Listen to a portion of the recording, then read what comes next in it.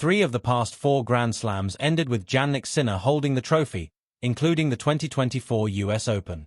Sinner will face Vit Kopriva in the first round of the US Open Tuesday at 1 p.m. Eastern Time. Sinner vs Kopriva will air on ESPN. You can stream it on DirecTV, free trial. Here's what you need to know. New York, AP. Okay, sure, maybe it wouldn't be rational to say there's no point in actually holding the full US Open and instead just fast-forwarding to the inevitable matchup for the men's championship between Jannik Sinner, assuming he's healthy, and Carlos Alcaraz on September 7th. Seems reasonable, though. We know, Novak Djokovic acknowledged, they're the dominant force right now. When singles action begins Sunday at Flushing Meadows, a change from the usual Monday start, there are cases to be made for various players to make their way to the women's final.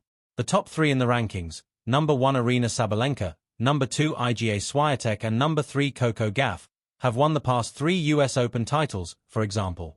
Other past major champions such as Naomi Osaka or Elena Rybakina have performed well lately. Maybe a new face will emerge.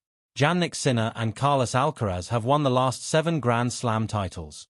When it comes to the men, there really is just one name that matters in this post-Big Three era, and that name is Sinner, the silly, made-up, Fiedel-style mashup of the guys who are ranked number 1, Sinner, and number 2, Alcaraz, and have claimed 7 Grand Slam trophies in a row and 9 of the last 12. Djokovic took the other 3 in that span. There is nothing quite like it in the women's game at the moment. The past 5 slams were won by 5 players: Swiatek, Wimbledon in July; Gauff, French Open in June; Madison Keys, Australian Open in January; Sabalenka, last year's US Open; and Barbora Krejcikova, last year's Wimbledon. Sinner is a cut above as the US Open starts. Sinner and Alcaraz, said Marcos Giron, an American who has been ranked 37th and faced both, are bringing a ridiculous level, week in and week out. Look at the ATP rankings, which either could lead after the US Open. Look at the titles. Look at the past 2 Grand Slam finals, with Alcaraz erasing a 2-set deficit and saving 3 championship points to win the French Open in June, before Sinner won in 4 sets at Wimbledon in July.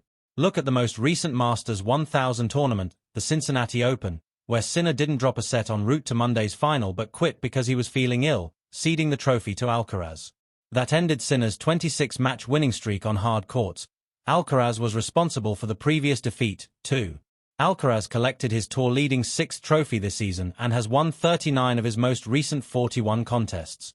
Since Sinner returned in May from a 3-month doping ban, Cincinnati was the 4th event both entered, and they met to decide the title in all 4. What makes number 1 Sinner and number 2 Alcaraz so good? They hit the ball as hard as anyone. Sinner's returns rival Djokovic's for best in the game. Alcaraz's drop shots are unrivaled. The athleticism displayed by both is remarkable. Alcaraz might be the fastest guy around. Sinner's long limbs reach everything. What sets them apart from others? Their confidence. Their ball striking. Their movement is basically perfect, said Sam Querrey, a former player who made it to Wimbledon's semifinals and the US Open's quarterfinals. It seems like they hit the ball with just a little extra force when they need to. It leaves other elite players such as Ben Shelton, the 22-year-old American who is ranked number 6, so close yet so far at majors. Shelton's 2025 Grand Slam resume includes losses to Sinner at the Australian Open, to Alcaraz at the French Open and to Sinner at Wimbledon. Frustrating, Shelton said. 2 very different players and challenges. How big a deal is the Alcaraz versus Sinner rivalry heading to the US Open? The sample size is, admittedly, small, but these 2 are producing the sort of riveting points and thrill-a-minute matches that Roger Federer versus Rafael Nadal, or Nadal versus Djokovic, used to. The rivalry is real. It's there, said Darren Cahill, one of Sinner's 2 coaches. And hopefully it's going to be there and real for the next 10 or 12 years. Not sure.